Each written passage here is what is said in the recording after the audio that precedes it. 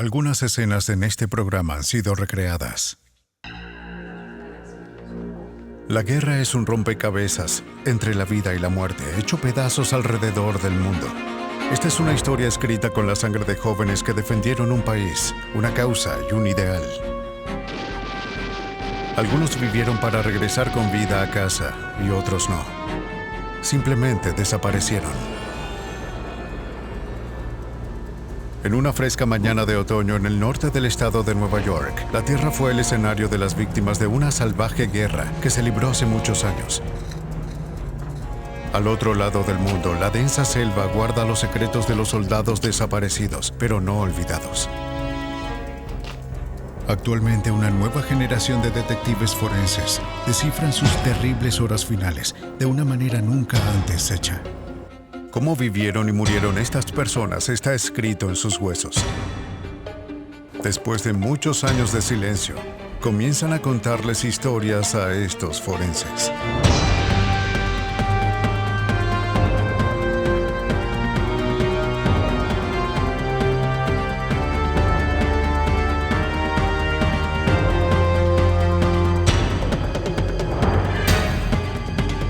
Los nuevos detectives. Historia de soldados.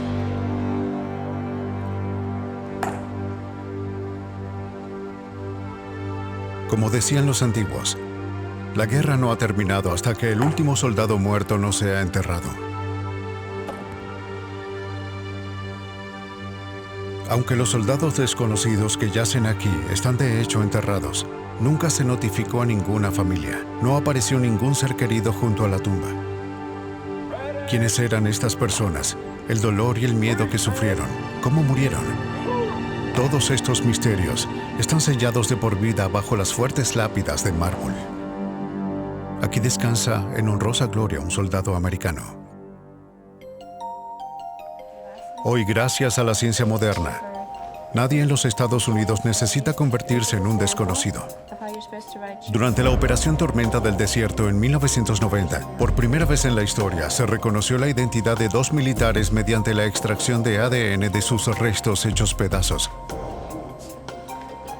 y la comparación con el ADN de parientes vivos, un proceso costoso y difícil. Ahora, para rastrear más fácilmente los nombres de las víctimas de la guerra, se toma sangre en el reclutamiento para predeterminar el patrón de ADN de cada persona, tan único como sus huellas dactilares. El ADN, el ácido desoxirribonucleico, es el modelo de vida. La esencia química de los genes, que existe en todas las células del cuerpo y lleva la información sobre el color de los ojos, la raza, la altura y otros rasgos.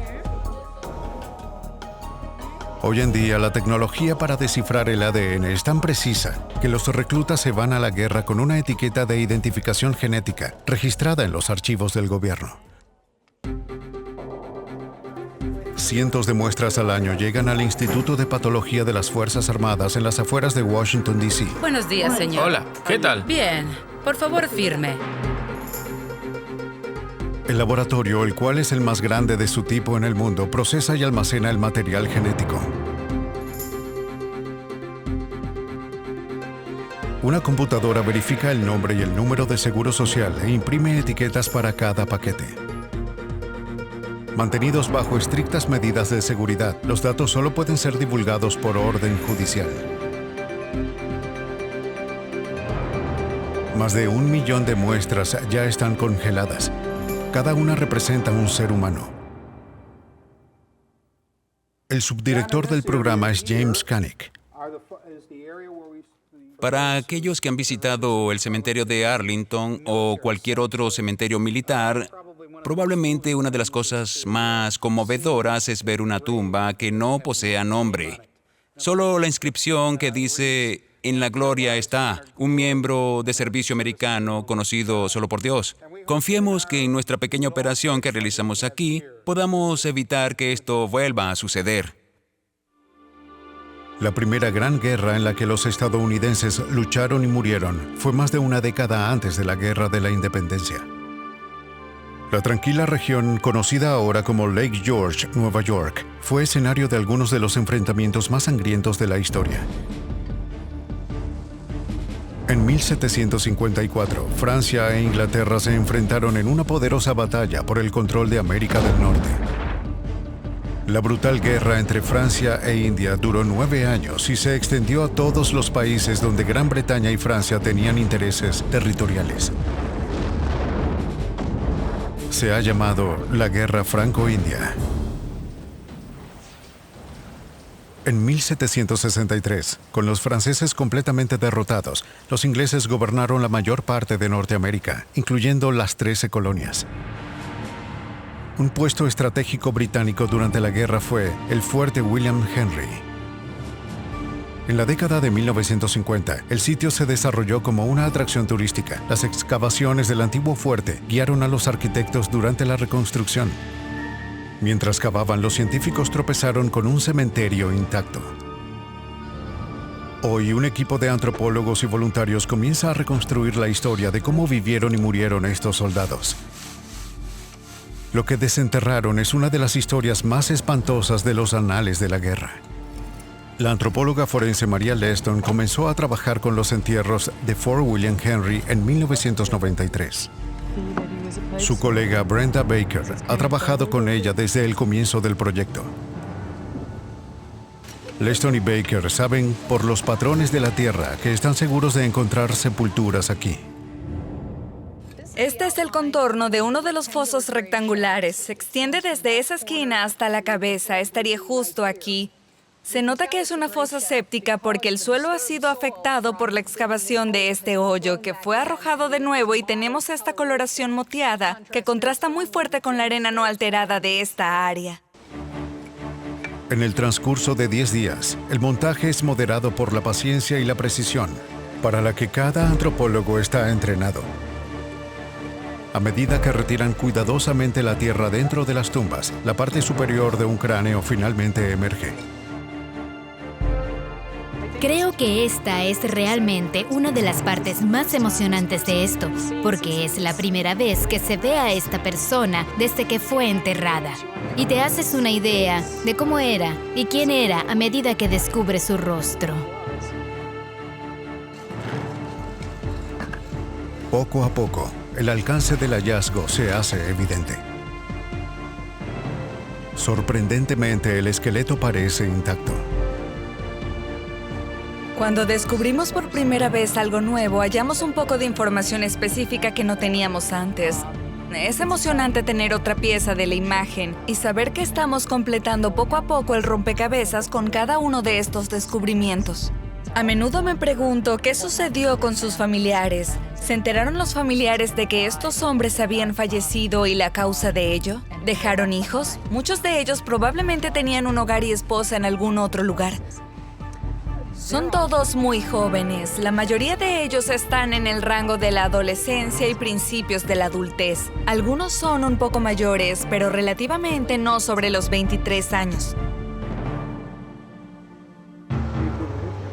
Antes de extraer el esqueleto para su conservación y estudio, Leston documenta cuidadosamente su posición exacta. Incluso ahora, ella comienza a reconocer los signos reveladores de una guerra fatal marcada en estos huesos. Parece que este es uno de los soldados que ha hecho un arduo trabajo. Hay mucho desgaste en todas sus articulaciones. Los músculos de su espalda se habían desgarrado de los huesos del soldado bajo el estrés constante de llevar cargas pesadas, y sus costillas se fusionaron con las vértebras. Debe haber tenido un dolor constante.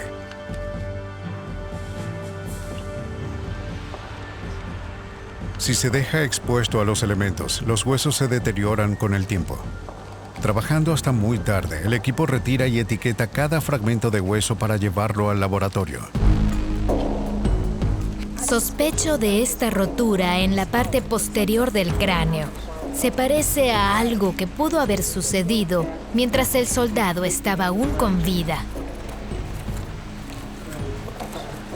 Podría ser lo que le causó la muerte. A medida que el frágil cráneo es retirado de la tierra, los huesos se desprenden. El cráneo aparentemente fue aplastado por el peso de la tierra. Oh, vaya. Es extraño. Tengo una fractura aquí en el fondo que se cruza y se acerca con la posterior. Tal vez podamos ver algo más cuando lo hayamos limpiado todo. Dos pequeños botones se encuentran con el esqueleto. Parecen ser militares, pero el equipo no puede estar seguro hasta que hayan sido retirados. Uno fue encontrado en la cavidad pélvica del esqueleto y el otro parece estar unido a un material no identificado. Parece que está adherido o incluso puede ser parte de la piel. El cobre conserva muy bien el tejido orgánico. La milicia americana luchó junto a los británicos en el fuerte William Henry. Artículos como botones y telas pueden dar pistas sobre el rango y la nacionalidad. El trabajo minucioso, la limpieza, la clasificación y la documentación de los restos tomarán más de 12 semanas. Este botón es un gran hallazgo. Tenemos que ser muy cuidadosos al limpiarlo. Es necesario conservar su estado. No queremos perder información. Algunos de los artefactos que fueron encontrados con los cuerpos pueden ser identificados, otros siguen siendo un misterio. Pero muchas de las piezas de esta historia de detectives finalmente comienzan a tomar forma. Es mucho más que un montón de huesos. Un joven soldado ha salido de las profundidades con una historia que esperó siglos para ser contada. 2 semanas después de la excavación, a medida que se aproxima el invierno, se han exhumado los cadáveres y se están desenterrando otros. La tarea del equipo ahora es tratar de leer la historia de la vida que está escrita en los huesos. Lo primero que podemos hacer es echar un vistazo al cráneo y a algunas de las características que indican que es un hombre. Si observan las áreas sobre sus cejas, pueden ver que están bien desarrolladas y que hay bordes de cejas allí. Esa es una característica de los hombres. Las frentes de las mujeres tienden a ser un poco más altas. Este se inclina un poco hacia atrás, lo cual indica que es un hombre. Esta es su mandíbula. Es la mandíbula inferior y se puede ver que es muy grande y robusta, y el mentón es extremadamente cuadrado. Esta es otra característica de los hombres. A continuación, deben determinar la edad de la persona al momento de su muerte. Si observas los extremos de sus huesos, brazos y piernas, verás que están fusionados. En los individuos más jóvenes, verás casquillos separados en los extremos de los huesos. Esos casquillos se fusionan normalmente en las rodillas al tener 18 años o más. Podemos ver que sus molares están completamente erupcionados, incluyendo su muela del juicio. Usualmente se erupcionan a los 18 o 20 años de edad, así que ese es otro indicador de que es un hombre adulto. Quedan muchas otras preguntas por resolver. ¿Cómo era la vida de este hombre en el fuerte William Henry? ¿Cuál era el estado de su salud? La mayoría de los individuos más jóvenes tenían artritis. El único lugar donde tiene artritis significativa es aquí, en su codo derecho. Y este es el antebrazo. Este es el hueso que se sostiene sobre la parte superior de tu brazo y te permite moverlo de un lado a otro de esta manera. Y si comparamos el codo derecho con el codo izquierdo, podemos ver lo áspera que es esta superficie en el codo derecho. Esto significa que tenía mucha más fuerza en su brazo derecho. Y debido a la artritis que aparece justo en su codo derecho, esto indica que es un hombre diestro. Tenemos otra pista de que es diestro por el desgaste de sus dientes en la mandíbula inferior, y se puede ver los biseles en la cúspide de algunos de sus dientes aquí. Probablemente estaba sujetando una pipa en el lado izquierdo de su mandíbula, y eso es lo que ocasiona ese extraño patrón de desgaste en sus dientes inferiores. Posiblemente fue diestro. Colocaba la pipa en el lado izquierdo y movía su mano izquierda para poner la pipa dentro y fuera de la boca.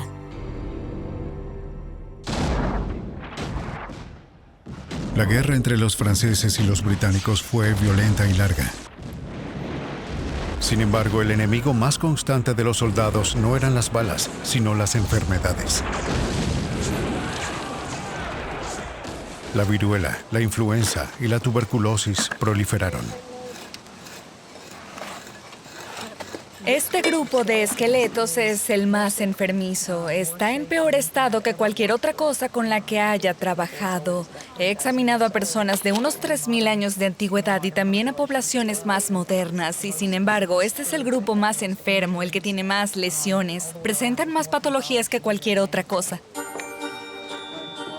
Aunque murieron más soldados a causa de enfermedades que de heridas relacionadas con la guerra, el panorama de la batalla que surge se vuelve cada vez más extenso.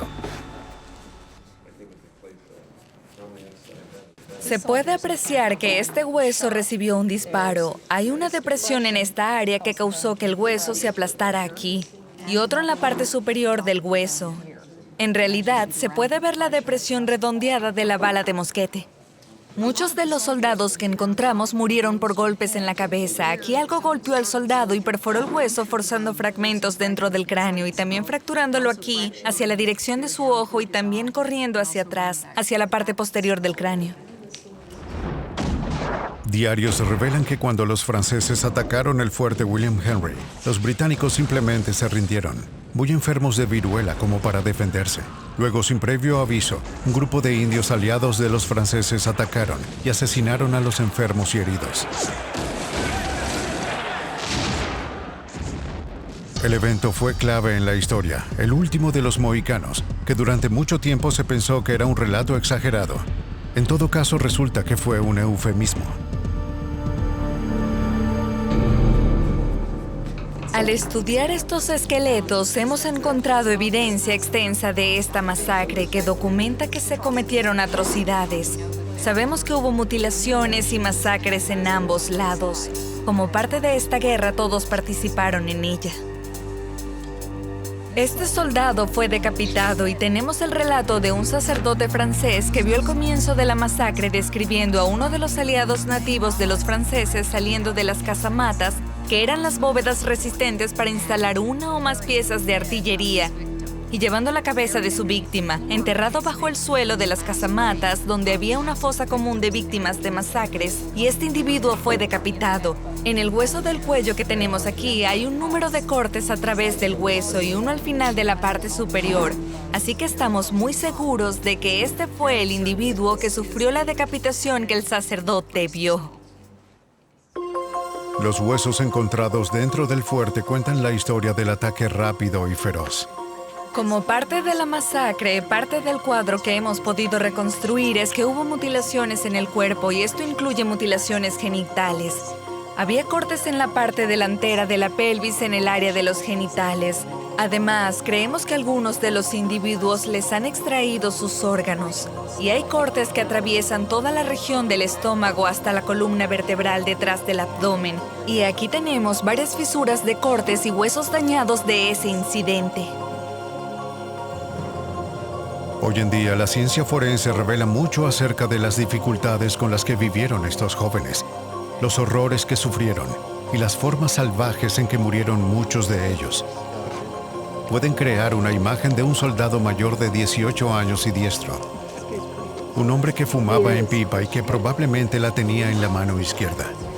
Un hombre fuerte que pasó sus días haciendo un arduo trabajo. Sus brazos y piernas sufrían de artritis y en su espalda tenía un constante dolor. Sus huesos y los de sus compañeros caídos nos dicen mucho sobre cómo eran las vidas de estos soldados. Pero nunca podremos saber sus nombres. Siempre anónimos, pertenecen a la antigüedad.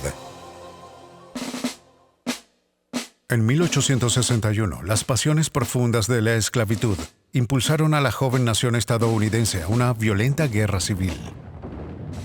Norte contra sur, hermano contra hermano, lucharon durante 4 años amargos. Cuando la terrible prueba de fuego y espada llegó a su fin, más de 600,000 niños y jóvenes habían muerto.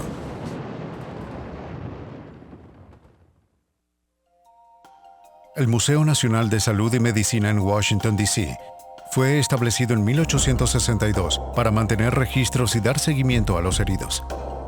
Paul Lediek ha estudiado más de 2,000 huesos de víctimas de la guerra civil.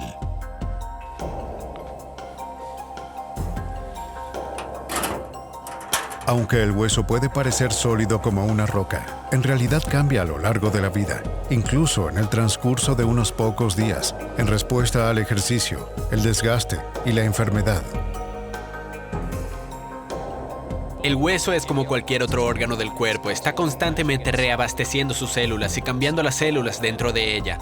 Uno de los cambios que podemos detectar en el hueso es interesante porque muestran las actividades que los soldados estaban haciendo. Estos cambios en la parte superior del húmero, este es el hueso de la parte superior del brazo de un soldado de la guerra civil, y este defecto aquí, esta área grabada en el hueso, es indicativo de la actividad muscular pesada de la parte superior del brazo, probablemente levantando rifles de 7 a 9 kilogramos, disparándolos y excavando con picos y hachas. Los huesos también hablan del salvajismo de la batalla.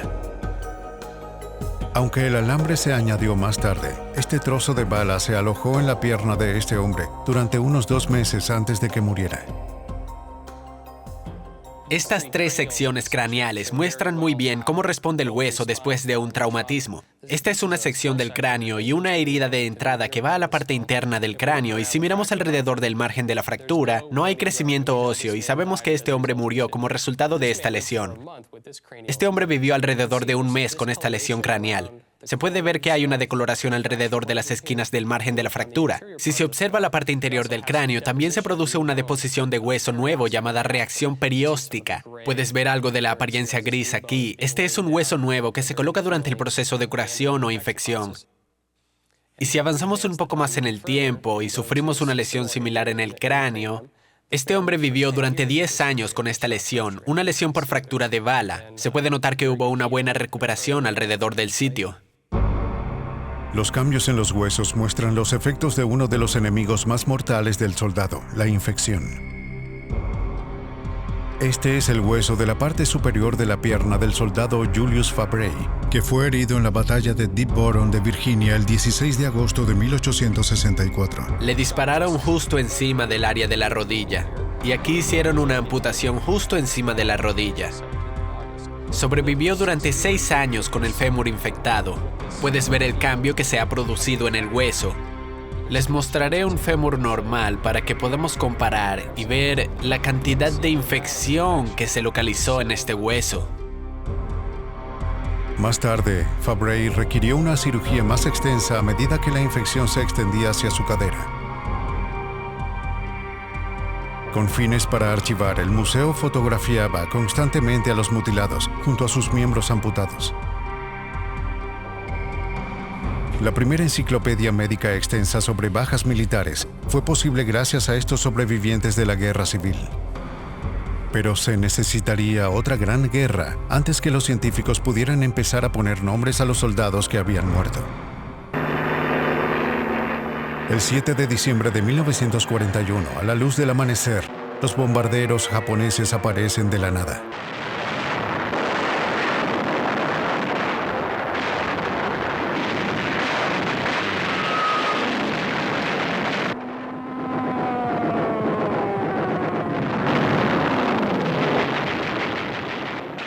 Las sirenas hacen un gran ruido, las bombas explotan. Pearl Harbor está destruido. América está en guerra. Irónicamente, una guerra que se cobró millones de vidas se convertiría en la mayor ayuda para la incipiente ciencia de la antropología forense. La Segunda Guerra Mundial fue la primera guerra para la cual nuestros miembros del servicio tenían registros de salud documentados. Al comparar los restos óseos con la información médica conocida, los científicos pudieron recopilar suficientes estadísticas anatómicas para comprender la historia de vida que cada uno de nosotros tiene escrita en sus huesos. Durante la Segunda Guerra Mundial y la Guerra de Corea, tuvimos la primera oportunidad como ciencia de mirar realmente algunas muestras modernas, bien documentadas, y desarrollar algunas técnicas nuevas para determinar la estatura y la edad en estos hombres que fueron asesinados en la guerra. Ya que sabíamos quiénes eran, fueron identificados positivamente. Podemos medir la longitud del fémur de hueso largo y conectarlo a la fórmula de regresión de la estatura o hacer una nuevamente a partir de ella. Ahora, con un simple tablero de madera y un conjunto de ecuaciones matemáticas, los antropólogos podían empezar a reconstruir los perfiles de los muertos. Este hueso tiene 323 milímetros de largo, y si conectamos eso a nuestra fórmula de estatura, Sabemos que se trata de un hombre blanco. Llegamos a un estimado de 1,71 metros. Esa sería la estimación de la estatura de este individuo. Sin embargo, todavía hay casi 90.000 estadounidenses de la Segunda Guerra Mundial, la Guerra de Corea y de Vietnam, cuyo paradero aún se desconoce. Algunos de sus restos han sido recuperados, pero aún no han sido nombrados. Otros soldados solo existen como fragmentos carbonizados y destrozados, escondidos en selvas remotas. Pero estos hombres y mujeres están lejos de ser olvidados. La búsqueda de su identidad es una de las grandes historias de detectives de la ciencia forense. Más de 2,5 millones de estadounidenses sirvieron en la Guerra de Vietnam, la guerra más larga de la historia de Estados Unidos. 58,000 murieron a una edad promedio de 19 años. Chicos apenas graduados de la secundaria. El feroz combate de la guerrilla destrozó y mutiló cuerpos, algunos irreconocibles. Los restos de más de 2.100 de estos jóvenes nunca regresaron a los Estados Unidos. Muchos de los hombres fueron enterrados por el impacto en los lugares del choque en las selvas, o sus huesos yacen sin ser descubiertos en el follaje, descomponiéndose por el intenso y húmedo calor tropical. Después de casi 20 años en el ejército, el mayor de la Fuerza Aérea, Edward Hodgins, de 38 años de edad, se estaba preparando para retirarse cuando fue enviado al sudeste asiático. En 1969, en su casa en Big Spring, Texas, dejó a su esposa Mary y a sus 4 hijos, Stacy, Wendy, Jeff y Doug. El 21 de marzo de 1970, 7 meses después de su gira, el comandante Hodgins dirigía una misión de búsqueda y rescate que sobrevolaba Laos cuando su avión A-1 fue alcanzado por un intenso fuego enemigo. Otros pilotos vieron su avión entrar en un giro invertido y se estrelló, pero no vieron ningún paracaídas y no oyeron ninguna señal sonora de emergencia. Nunca hubo incertidumbre sobre la muerte de mi marido. La incertidumbre era no saber cuándo iban a traerlo de vuelta. Y todo lo que podíamos hacer era esperar a que el gobierno nos diera permiso para entrar. Se suponía que iban a entrar en el sitio hace 2 años y todos estábamos entusiasmados y luego hubo un cambio de planes y no pudieron entrar y me quedé absolutamente devastada. Mary Hodgins nunca se casó de nuevo. Usando los beneficios de veteranos de su esposo, regresó a la escuela, consiguió un empleo y crió sola a sus 4 hijos. Cuando otros niños de mi edad perdían a sus padres, contaban con un cementerio y una tumba a la que podían ir a estar en comunión con sus padres.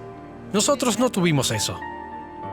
La esperanza para la familia Hodgins está a miles de kilómetros de distancia, donde los científicos que nunca habían conocido trabajaron para encontrar a Ed Hodgins y traerlo a casa. Desconocido, 9 de noviembre de 1945. 20 desconocidos, 9 de enero de 1945. Desconocido. El Cementerio Nacional de Hawái es conocido como Punch Bowl. Las escaleras están situadas en muros de piedra con los nombres de miles de soldados que desaparecieron en combate a partir de la Segunda Guerra Mundial.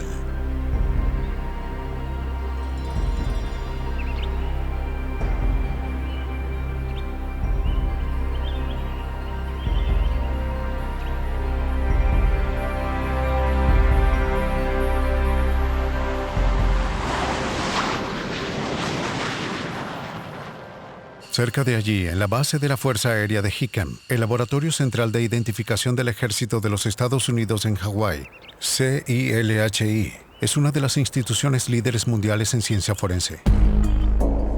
Los soldados y civiles que trabajan aquí han prometido que los desaparecidos no deben ser olvidados. Actualmente, más de 78,000 hombres y mujeres de la Segunda Guerra Mundial están desaparecidos. 8,100 de la Guerra de Corea y 2,154 de la Guerra de Vietnam. El comandante adjunto de CILHI es el coronel retirado Johnny Gebb. Mientras nos preparamos para ir a los sitios para recuperar los miembros del servicio perdidos en guerras anteriores, hay que realizar mucho trabajo antes de que los equipos puedan realmente salir y comenzar las operaciones de recuperación. Los estantes de metal sencillo contienen miles de archivos. En cada carpeta están los registros médicos y dentales de los soldados desaparecidos de la guerra de Vietnam. Hoy en día, gran parte de la información se ha transferido a una base de datos informática masiva.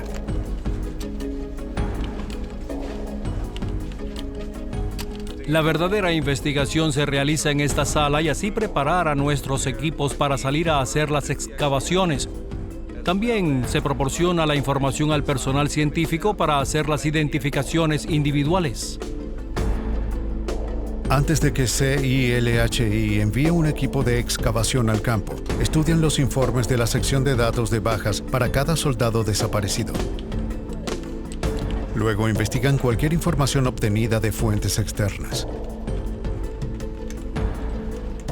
Los informes de testigos presenciales de aldeanos locales que pudieron haber encontrado un accidente de avión o de personas que realizan exploraciones petrolíferas o madereras pueden ser muy valiosos para determinar el lugar exacto en el que se vio por última vez a un soldado.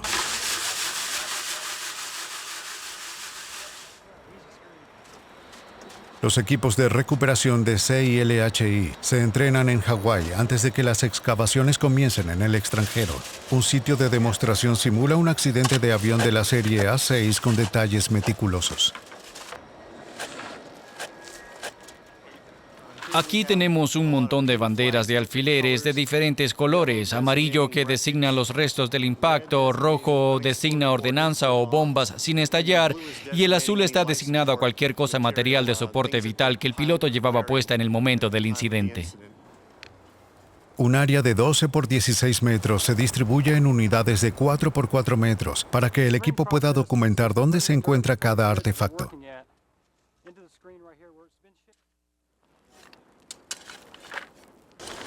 La suciedad se elimina cuidadosamente y se llevan a una estación de cribado, donde se clasifica a mano a través de una malla fina.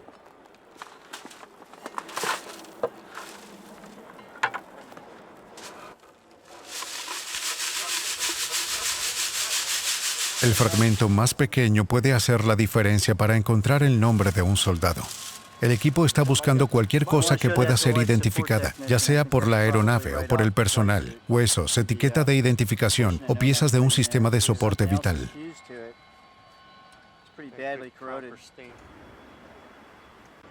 Los detectores de metales rastrean el lugar con la esperanza de encontrar restos del avión.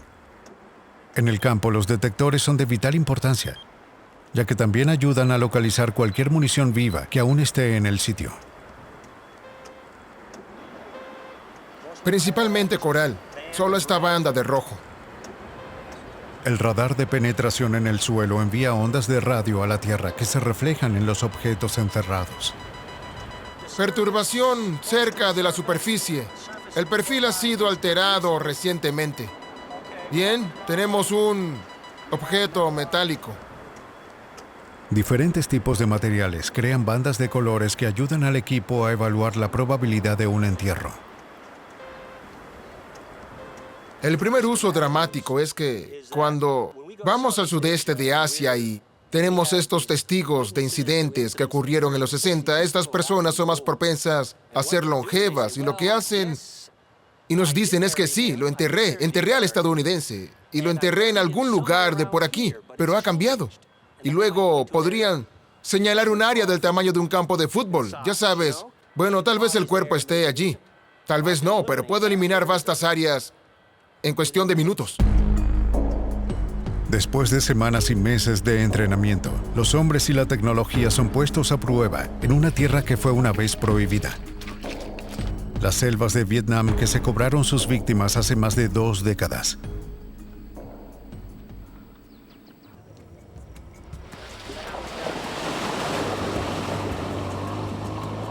El Laboratorio Central de Identificación del Ejército envía equipos a todo el mundo para encontrar los restos de los miembros de servicio desaparecidos o perdidos. En uno de los lugares más remotos del mundo, los equipos trabajan incansablemente para asegurar que recuperen cada pieza de evidencia. Pero 2 décadas después de la guerra de Vietnam, los lugares de los accidentes están lejos de estar intactos. Los aldeanos han escarbado en cualquier cosa para la que puedan encontrar un uso. Esta pieza de los escombros de un avión americano derribado está siendo usada como una hoja para un arado. Y ahora ese arado puede estar a 161 kilómetros de donde el avión se estrelló. Los equipos de CILHI trabajan en estrecha colaboración con los aldeanos locales, que podrían recordar el accidente o haber descubierto algunos restos. El objetivo, tratar de determinar el lugar exacto del accidente. Ella dice que vio 13 personas. Ella los contó personalmente, 13 personas en la mañana. El equipo compara la información que recibe de los aldeanos con mapas detallados, preparados en CILHI, para determinar las coordenadas del lugar probable del accidente. Los sistemas de posicionamiento global fijan su posición exacta, mientras hacen una travesía por el lugar.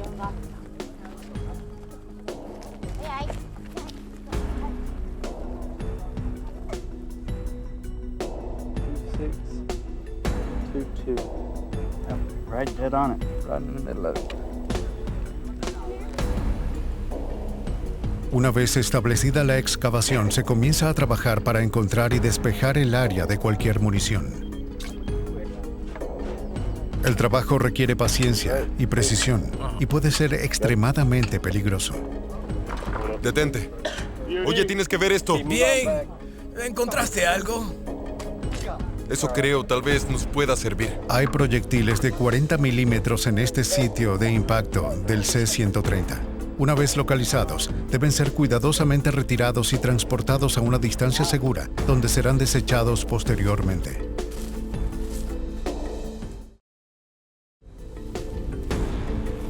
Las pistas en el lugar del accidente vienen en diferentes formas y tamaños.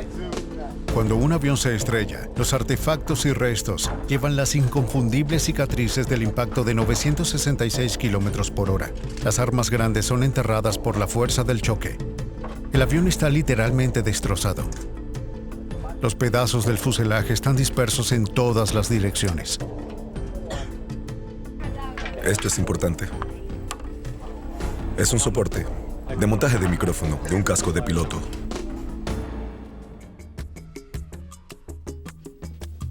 En lo profundo de la selva, otro equipo de exploradores de CILHI descubre un botón de un traje de vuelo. Luego, una excavación más profunda revela un remanente de tela del traje bajo el denso follaje de la jungla. En una guerra de alta tecnología, los soldados son destrozados por sus máquinas. Encontrar un esqueleto intacto en Vietnam sería inconcebible. Así que cada fragmento es una pista vital. Los hallazgos más significativos son los huesos y dientes humanos. Todos los restos encontrados en Vietnam son llevados de vuelta al laboratorio de CILHI en Hawái para su análisis.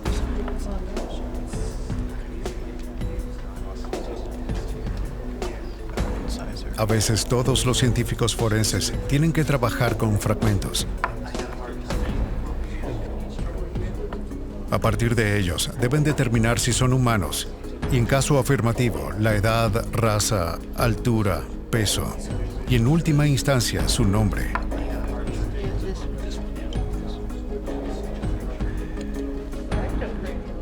Hasta la fecha, CILHI ha identificado positivamente a 570 miembros de servicio desaparecidos de la Segunda Guerra Mundial, Corea y Vietnam, y ha devuelto los restos a sus familiares. A menudo los huesos llegan sin tener una idea clara de su procedencia. Identificar esos restos es la tarea más difícil de CILHI. Muchas veces varias porciones de un esqueleto llegan a CILHI, cada una de ellas con los restos del mismo soldado desaparecido. Los antropólogos de CILHI deben tratar de identificar cada fragmento de hueso y determinar a quién pertenecía. Cuando los huesos no pueden ser identificados por los métodos estándar, el equipo recurre a las pruebas de ADN para analizar los restos, pero la prueba no funcionará con muestras de hueso pequeñas. Les diré que este es el único fragmento de hueso en la mesa que es lo suficientemente grande y está en un buen estado de conservación, por lo que creemos será perfecto para producir ADN. Antes de que el hueso pueda ser examinado, se debe cortar y medir una muestra. El ADN mitocondrial se extraerá de la muestra ósea y se comparará con el de un pariente materno vivo. De acuerdo. ¿Qué te parece, 5 gramos? 5 gramos. Vamos a enviar esta muestra a la AFDIL y en unas 4 semanas deberían enviarnos un informe sobre si fueron capaces o no de secuenciar el ADN mitocondrial de esta muestra.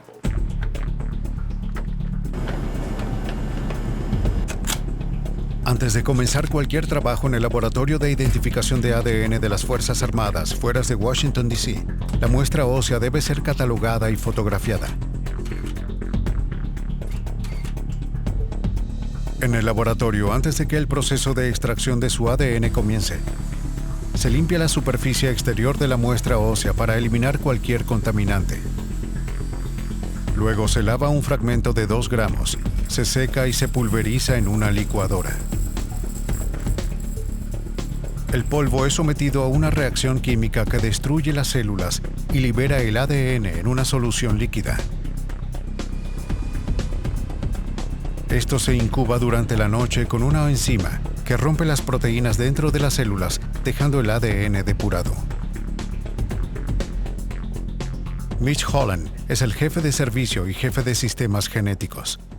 La huella genética del ADN es como una huella dactilar. Analicemos esas regiones y comparémoslas con las de un sospechoso o un miembro de la familia. Buscamos exclusiones e inclusiones. Estamos buscando coincidencia y divergencia. Los científicos del laboratorio de las Fuerzas Armadas tienen un doble trabajo: identificar las huellas de ADN de las muestras de sangre y la tarea más complicada de extraer ADN de restos que pueden tener décadas de antigüedad.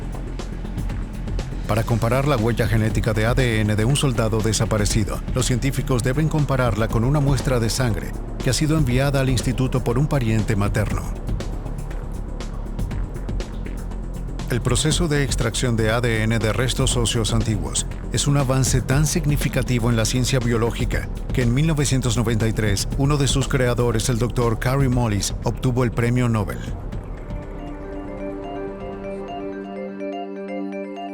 Los científicos conocían el ADN desde el siglo XIX, pero el misterioso ácido nucleico no estuvo vinculado a la herencia hasta 1944. Luego, en 1962, James Watson y Francis Crick ganaron el Premio Nobel por descubrir la estructura molecular tridimensional del ADN. Existen 2 tipos de ADN: ADN nuclear, que se encuentra solo en el núcleo de la célula, y ADN mitocondrial, que se encuentra en las mitocondrias circundantes. El primer tipo no es tan abundante como el segundo, que puede perdurar en los huesos durante miles de años después de la muerte. En ambas variedades, el ADN se asemeja a una escalera torcida, con peldaños cruzados compuestos de adenina, timina, gunina y citosina, o A, T, G y C, para abreviar. Las huellas en la toma de huellas genéticas de ADN son piezas de A, T, G y C, de diferentes longitudes y disposiciones. El ADN mitocondrial se hereda solo de la madre. Por lo tanto, las personas relacionadas a lo largo de las líneas maternas comparten patrones idénticos con sus A, C, G y T que las personas no relacionadas no comparten. Una coincidencia indica una alta probabilidad de identificación, pero en sí misma no es 100% concluyente. Para tener una muestra lo suficientemente grande para trabajar, los científicos son capaces de reproducir o copiar el ADN en una máquina llamada termociclador, que sintetiza millones de copias exactas del ADN en unas pocas horas. El proceso se conoce como reacción en cadena de la polimerasa. A continuación, la muestra se carga cuidadosamente en un gel, a través del cual pasa una corriente eléctrica. La luz ultravioleta ayuda a visualizar las barras individuales del ADN. Luego se cargan varias muestras en lo que se conoce como gel de secuencia, una muestra por carril. La muestra es entonces leída por un láser que va y viene a través de ella cientos de veces por minuto. La información se convierte entonces en un pico, en un electroferograma, que puede traducirse en A, G, T o C. Cuando se compara con las muestras de referencia de la familia, si las secuencias son idénticas, se considera una coincidencia probable. A lo largo de los años, los restos que serían presuntamente los de Ed Hodgins llegaron a CILHI 4 veces. Una vez de una fuente desconocida, una vez de un nativo laosiano y 2 veces de su sitio conocido del accidente. El hueso analizado para ADN provenía de la fuente laosiana y fue claramente descartado por las pruebas de laboratorio. Pero algunos de los huesos adquiridos de la fuente desconocida se alinearon con fragmentos del lugar del accidente. Estos pueden ser certificados como pertenecientes a Hodgins. Los artefactos en el sitio encontrados cerca de los restos de Ed incluían su reloj, una hebilla de su arnés del asiento, una cadena de la etiqueta de perro y una moneda de 10 centavos, una moneda americana en una selva lejana. Pero sería un solo diente, no mucho más grande que la moneda de 10 centavos que llevaba en el bolsillo y que proporcionaba la pista fundamental que los científicos buscaban. Sí, se ve bien. Cuando los casos de restos dentales llegan al laboratorio de CILHI, son estudiados por odontólogos forenses. Buscan características únicas que ayuden a que ese sea el diente de un soldado desaparecido. En este diente vemos un conducto radicular. En otras palabras, el diente fue extraído por dentro y rellenado con pasta, que coinciden cuando vemos las radiografías después de la muerte. Otros empastes que son fáciles de emparejar son estos empastes individuales en los dientes inferiores, aquí. Y también aquí. También esta serie de empastes en los dientes superiores. Por lo tanto, este es un buen ejemplo de cuando tenemos suficientes evidencias para trabajar, tanto antes como después de la muerte, de lo cerca que podemos estar de los registros dentales. Se toman radiografías de los dientes y la información se introduce directamente en una enorme base de datos de registros dentales. Esto representa la imagen después de la muerte que acabamos de tomar del diente. Todos los registros dentales de las personas desaparecidas en el sudeste asiático y en Corea están archivados. El odontólogo forense introduce los detalles específicos del diente que se ha encontrado en la computadora y comienza comparando el diente con la información de los registros.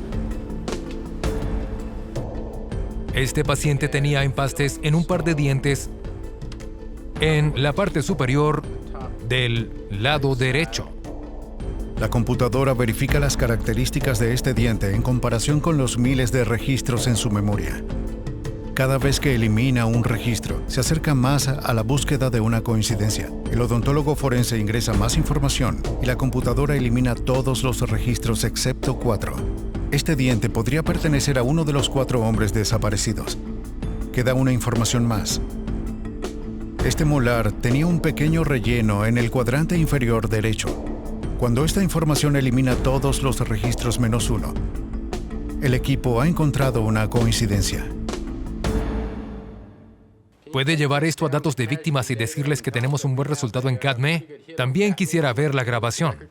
Sí, señor. Gracias. Sí. Solo unos pocos cientos de fragmentos óseos, la mayoría de menos de 1.27 centímetros de tamaño, y un diente, se puede decir con certeza que pertenecen a Ed Hodgins. Para la familia, es suficiente. Ya sea transportando pequeños fragmentos de hueso no identificados desde una excavación hasta un laboratorio en Hawái, o finalmente enviando a un soldado con un nombre a casa de sus seres queridos, CILHI trata a todos los restos con el mayor respeto.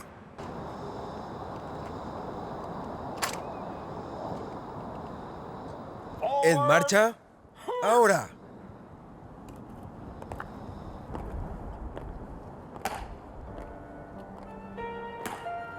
¿En marcha?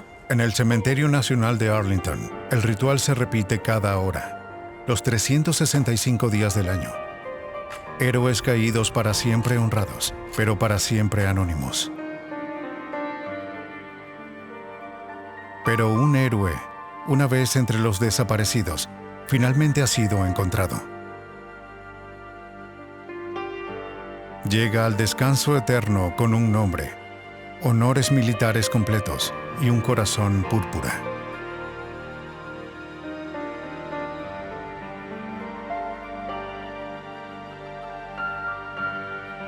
Para Mary Hudgens y sus hijos, el viaje de Ed Hudgens no se pudo medir en años ni calcular en kilómetros. Estuvo en una selva durante 26 años y ahora lo enterramos con honores y sus compatriotas lo han honrado y nos lleva a una conclusión para todos nosotros.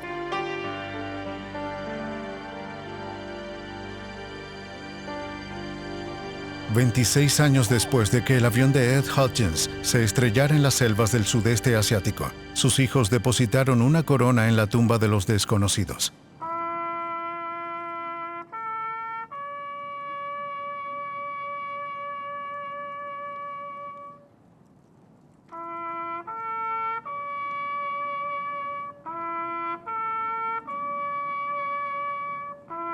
Docenas de científicos de todo el mundo han trabajado para llegar a este día. Pieza por pieza, pista por pista, han resuelto un misterio que atormentaba a una familia durante más de un cuarto de siglo.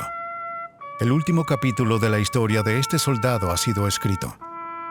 Una familia se reúne. Un círculo incompleto es, por fin, completado. Ed Hudgens ha vuelto a casa.